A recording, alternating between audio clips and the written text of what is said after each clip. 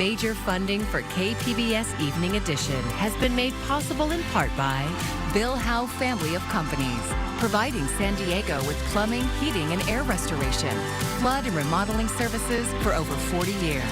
Call 1-800-BILL-HOWE or visit billhowe.com. And by the Conrad Trebas Foundation, Darlene Marcos Shiley, and by the following.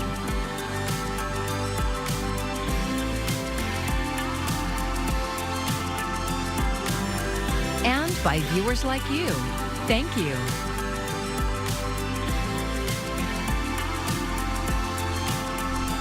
Extreme fire conditions as a wildfire near the border explodes in size overnight, forcing people to leave their homes. Thank you for joining us. I'm Maya Trabulsi. The border fire started yesterday afternoon. Santa Ana winds fueled the flames overnight, and now it has burned more than 5,000 acres. Evacuation orders were issued, and evacuation warnings were extended to the east this afternoon. And KPBS reporter Alexander Nguyen is live in Hamul with the latest. Alex. That's right, Maya. Residents say last night evacuation was calm but chaotic. But first, I want to bring in Captain Robert Johnson from CAL FIRE. Captain Johnson, what can you tell me about the fire right now? Yeah, the most current acreage we have, the fire is approximately 5,300 acres. Now, this acreage was based off of an intel flight that was around 11 o'clock this morning. So throughout the day, the fire did grow, and we do expect increase in acreage. We're hoping for updated acreage from that intel flight coming in the next hour or so. Now, just because the fire grew, fire crews are still making good progress on the fire. The fire is at 10% contained, but we do hope in our night briefing that we do have an increase of containment. Firefighters been working hard all day long, putting in control lines, extinguishing hot spots, as well as we continue to see the air tankers as well as the helicopters flying over on this fire. And I know that the winds have been off and on all day today. How has that affected the firefighting effort? Yeah, we've had multiple wind changes. We talked earlier about the wind last night. The wind last night picked up, and firefighters last night saw explosive fire growth and erratic, extreme fire behavior. It's since calmed down. Throughout the day, the winds have been relatively calm, but there has been increase and decreases in the gusts throughout the day. Currently, we are having the wind out of the east, but like I said, the winds throughout the day have been changing in speeds as well as direction. Right. Well, thank you very much. Now, Maya, earlier today, I talked to some residents at Pio Pico RV Park, and they say the evacuation was calm, chaotic, but scary. With the winds blowing embers, igniting fires outside the main burn area, creating what firefighters call extreme fire behavior. We saw flames ignited in the brush by Skydive San Diego next to Otay Lakes as we were driving. It started small and quickly spread.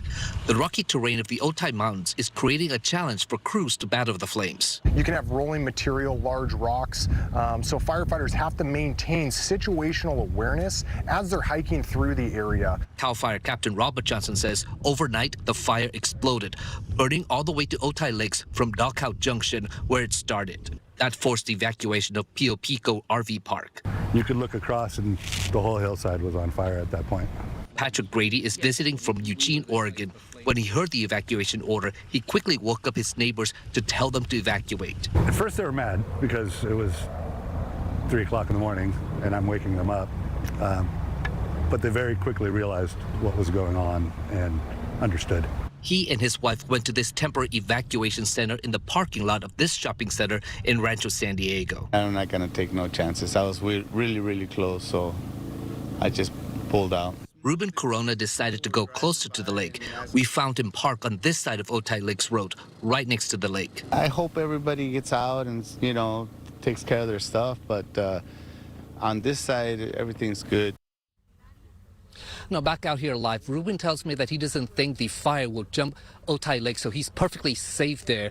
Now, some residents of the RV park have found other places to park at overnight tonight. Others are at Cuyamaca College at the shelter there. The Red Cross tells me that about 140 people were served last night. CAL FIRE has extended the evacuation orders to include Ozora and Engineer Springs. But I want to show you how dry this area is. As you can see, very dry, and it doesn't take very much for the fire to spread. Live in Hamul, I'm Alexander Nguyen, KPBS News. And as the Border 2 fire continues to burn, some South Bay residents are raising concerns about the worsening air quality. South Bay reporter Corey Suzuki spoke to a climate expert about why wildfire smoke is dangerous and what you can do to stay safe. A lot of people are thinking about the air quality right now. This morning, you could see layers of smoke hanging over parts of the South Bay as the Border 2 fire continued to burn in the mountains to the east. Today, 14 Chula Vista schools were closed because of the air quality, and many others kept their students indoors. I talked to Tariq Ben Marnia, an environmental epidemiologist with the Scripps Institute of Oceanography, about all of this. He says the heat at which wildfires burn makes the smoke very toxic, regardless of what materials are burning. Wildfire smoke is quite harmful, can lead to a lot of complication, and because of this kind of higher toxicity of PM2.5, it will get into the lungs, lead to some inflammation, to some oxidative stress, and especially for people that have comorbidities, that will lead to a lot of potential very severe complications and exacerbation. But Ben Marnia says the good news is that there are things that you can do to stay safe around wildfire smoke, like wearing a mask.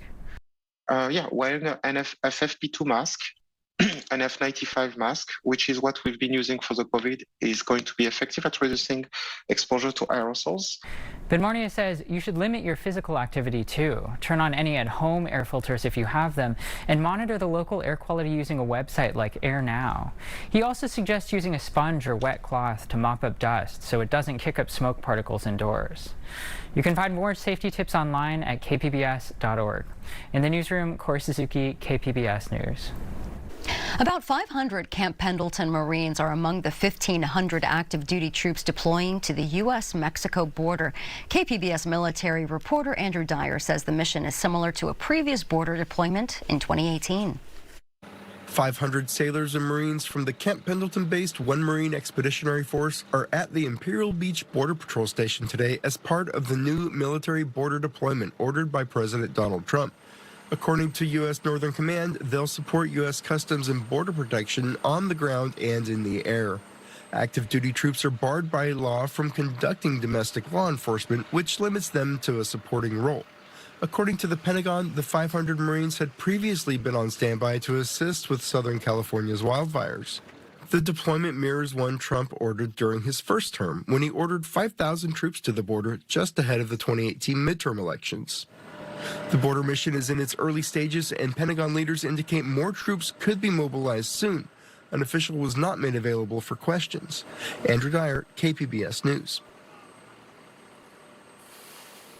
Federal efforts to stop illegal immigration are broadening. Executive orders President Donald Trump signed Monday are playing out in courts or in action.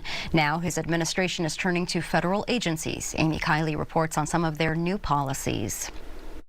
It will not sway our commitment to serving the most vulnerable. The Trump administration is using empowerment and intimidation to stem illegal immigration. A new Homeland Security directive lets more federal agencies identify and arrest people in the country unlawfully. It applies to the FBI, DEA, ATF, and more. Meanwhile, the Justice Department is threatening to prosecute officials who protect so-called sanctuary cities. 11 attorneys general and the ACLU call that unconstitutional. President Donald Trump's border czar argues it would make the country safer and reduce collateral arrests. When you release a public safety threat out of a sanctuary jail, when we find him, he may be with others. Others that don't have a criminal conviction but are in the country illegally. They will be arrested too. The administration also is allowing ICE agents to make arrests in places like schools and churches. If they're willing to do this, it means no one is safe. We're not safe. The community is not safe. Human rights aren't safe. Advocates urge Trump to see how immigrants contribute to the economy as customers. The amount of people they're seeing is just going down drastically. And as workers. If they continue to be scared and missing work because they feel they're going to get deported, it will show up at our dinner table. If you think we have an issue with inflation, this will put it on steroids. I'm Amy Kiley reporting. State Attorney General Rob Bonta visited San Diego today, and he told immigrant rights activists his office is committed to ensuring the state's sanctuary laws protect Californians from some of President Trump's most severe immigration enforcement actions. KPBS border reporter Gustavo Solis was there. Bonta came to San Diego with a clear message: ensure that everyone follows the state's sanctuary laws, like SB 54, which limits cooperation between local jurisdictions and federal immigration enforcement agencies. We are very aware of the concerns about SB 54 compliance. We are prepared to act. We have a plan. We are monitoring compliance or lack thereof. And if there is a failure to comply, we will act. Several immigrant rights activists told Bonta about threats they see here in San Diego. That includes concerns that the Sheriff's Department may not follow sanctuary law. And El Cajon Mayor Bill Wells is trying to pass a resolution to assist federal immigration agencies as much as legally possible.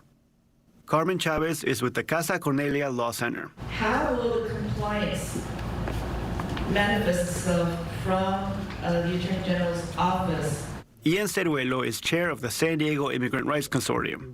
He asked Bonta about San Diego Sheriff Kelly Martinez's decision to ignore a county policy aimed at limiting the transfer of people from local jails to Immigration and Customs Enforcement. But our main issue is that the sheriff, within hours of the passage of such resolution, made a declaration that she will not abide by the policy. Bonta said his office is closely monitoring each situation. He even called Mayor Wells' resolution performative. Cities don't make the law for the state of California. The state of California makes the law for the state of California. And it must be followed by cities. So whatever they do, it might be symbolic for them, performative for them. It's not the law. It's not enforceable. But he was a little more guarded when speaking about Sheriff Martinez. Very well aware of that. We're following closely. We've analyzed the issue. We hope to be able to be part of a productive solution. Let me leave it at that. Bonta encouraged local advocates to remain vigilant and tell his office if any city or law enforcement agency is not following sanctuary laws. Gustavo Solis, KPBS News. The KPBS News team recently spoke with local human rights advocates in education, mental health, labor, and immigrant and refugee services as they prepared for the president's second term. Advocates criticized media coverage of the southern border, saying it often fails to capture the complexities of immigration, including the many ways immigrants can hold legal status in the U.S. We put together a list of common immigration statuses and their definitions. You can check it out at kpbs.org. It's college application season for high school seniors, and students and families are filling out financial aid forms. KPBS reporter Katie Anastas says the Trump administration's threat of mass deportation may affect who applies. The free application for federal student aid, or FAFSA, asks students and parents whether they have a social security number. Historically, that information has been housed in the U.S. Department of Education and has not been shared with any federal agencies. I think one of the worries right now with the current administration is students are worried that their information may not be safe. Without the FAFSA, students can't access federal aid programs like Pell Grants or federal student loans. Guidance counselors say students are weighing that against other risks. That's the greatest things that we're hearing is about parents who are afraid that if they put their information in the federal government for the FAFSA, that they may be just setting themselves up for deportation later on. And what do you say to that? That's why we go back to you have choices. The California DREAM Act application is for state aid, like Cal Grants, and aid from schools within the state. It's open to students without legal status, deferred action for childhood arrivals program recipients, and students with temporary protected status.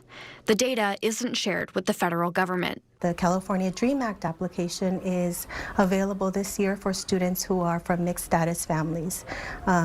Those are students who are U.S. citizens or eligible non-citizens and may have a parent or two parents that don't have a social security number. More than 20 schools and libraries are hosting workshops tomorrow to help families with both applications.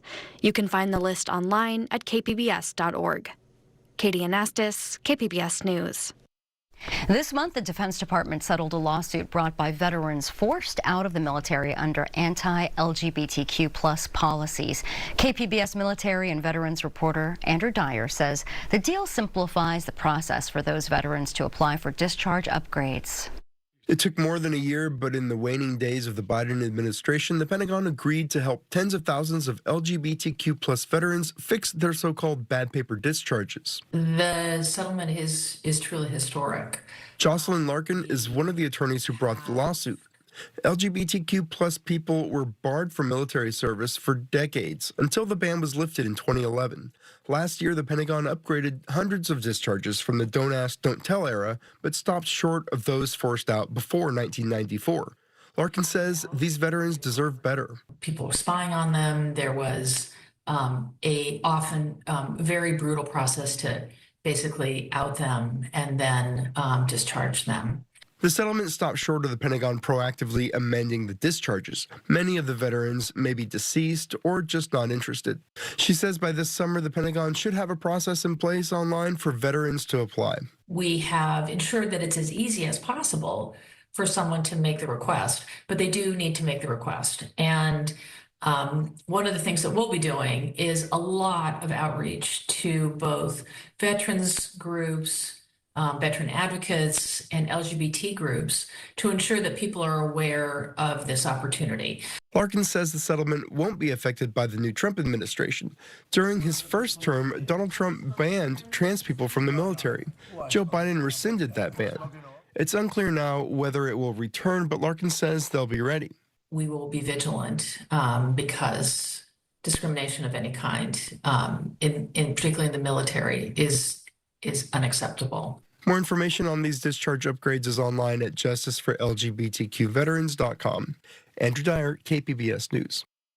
While the Palisades and Eaton wildfires are now under control, the toll that they took on entire Los Angeles neighborhoods is still being determined. People are returning to areas that resemble war zones. Maribel Gonzalez joined one of those families in hard-hit Altadena. I recognize anything. This is the first time Elaine and Victor are returning to their Altadena neighborhood since the Eaton fire forced them to evacuate. The couple at a loss for words as they drive through block after block of wreckage. Home is now nearly unrecognizable. It feels like a terrible dream we're gonna wake up from. As we turn a corner towards the street they lived on. We see the fires happen, but you never think that it would actually be you on TV, you know, or that it would be you that it would happen to. A stop at a National Guard checkpoint. Right over there. Both ICU nurses, Elaine and Victor, are used to dealing with crisis. This is our house. But nothing could have prepared them to see what the Eaton fire took from them. I think the worst thing is that we were looking forward to starting a family. We got married. I just have no words to describe how I feel right now. The Eaton fire ravaged through this Altadena neighborhood, leaving some homes seemingly intact, while others burned to the ground. These families left with nothing. People think LA is like rich and glamorous, but it's just, you know, average, hardworking people that are trying to get by and save up. Like so many here, with the help of friends, family, and their community, Elaine and Victor are clinging to hope. But they fear the house they called home for only 6 months will take years to rebuild. We still have to pay the mortgage here, even though, you know, the house is not here, so. Whether we like it or not, we gotta make it happen. We gotta make it work somehow. Like this is, you know, this is home. In Altadena, I'm Maribel Gonzalez reporting.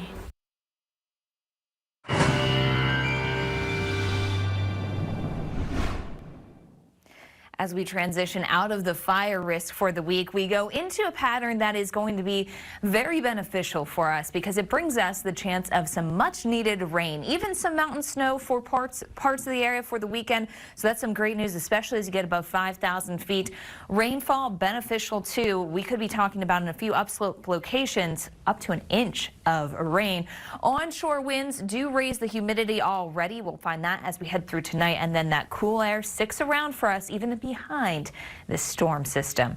First up tonight, we start to get more of that onshore flow coming in, and you can see the clouds coming through. 36 though for the oceanside low. We head to 45 in the city. As you work your way towards Mount Laguna, we'll make it to 32 degrees. Here's this low trekking its way right into California. In fact, it cuts right over Port and Conception actually as the core of it. And while it does that, we will be talking about the chance for some rainfall, not only ahead of it, but also during and a little bit on the backside of this storm. It's not an atmospheric river, so I don't think we have too many concerns with widespread flooding potential, but we will see that rain. 64 the high for San Diego. As you work your way towards Ramona, 64. Chula Vista also holding on to that number tomorrow as the showers come in, and it will remain a little bit wet here as we go into Sunday. In fact, that's going to be the wettest day most likely, and then as we head into Monday, some of that lingering rainfall. For our area, most of us pick up a half an inch to an inch of rain, but those upslope locations could pick up more than an inch of rain. So some of the mountainous areas there, as you work your way into those locations,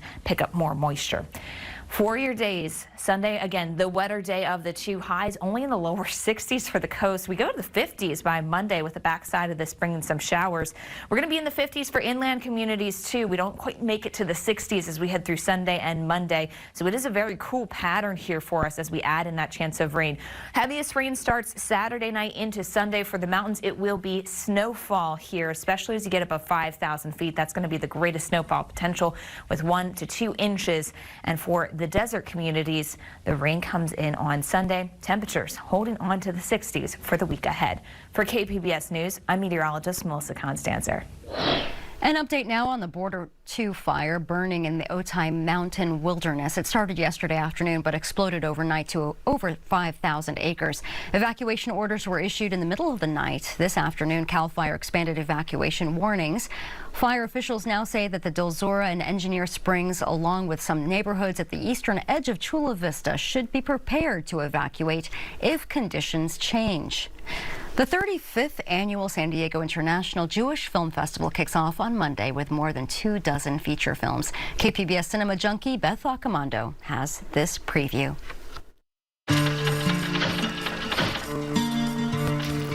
Turner Classic Movies host Ben Mankiewicz doesn't just love watching movies. I didn't like having dinner before the movie.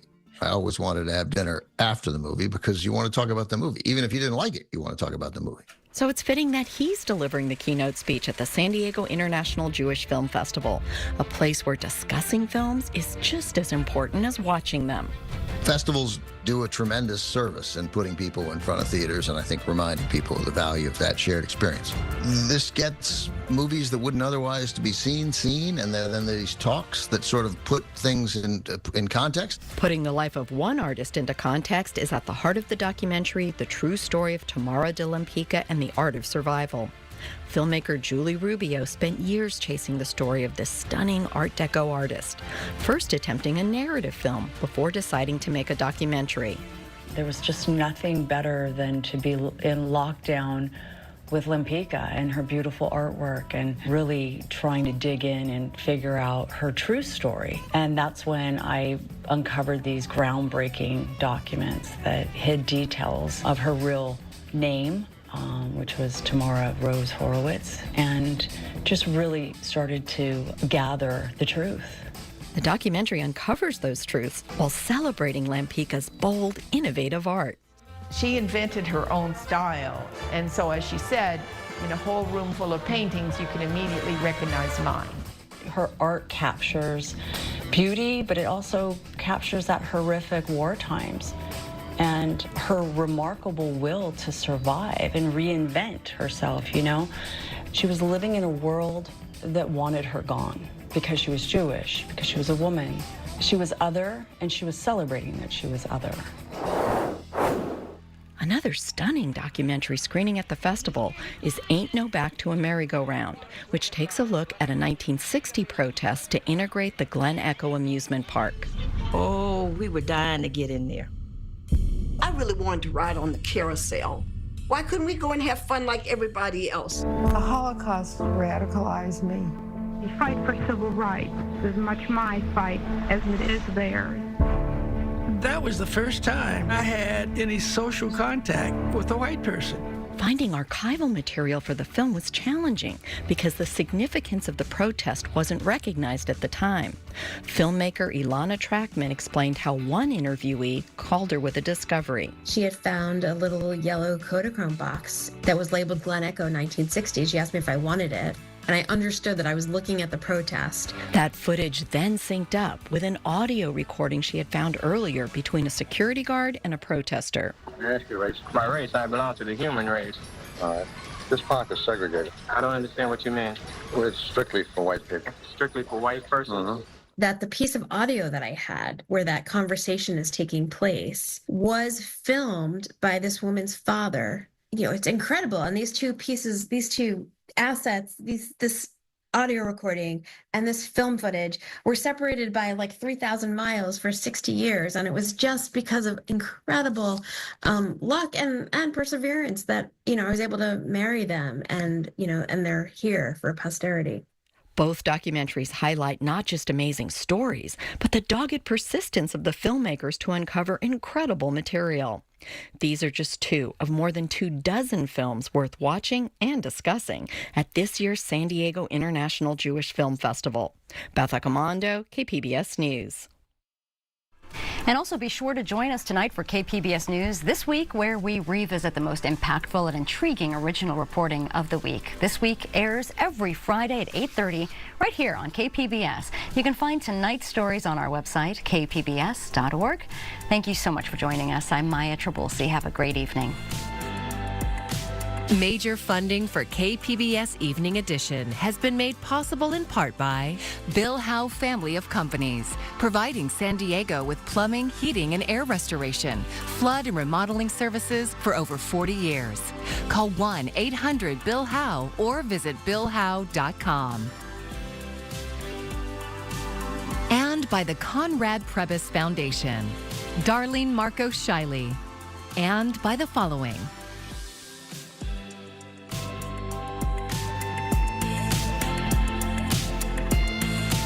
and by viewers like you. Thank you.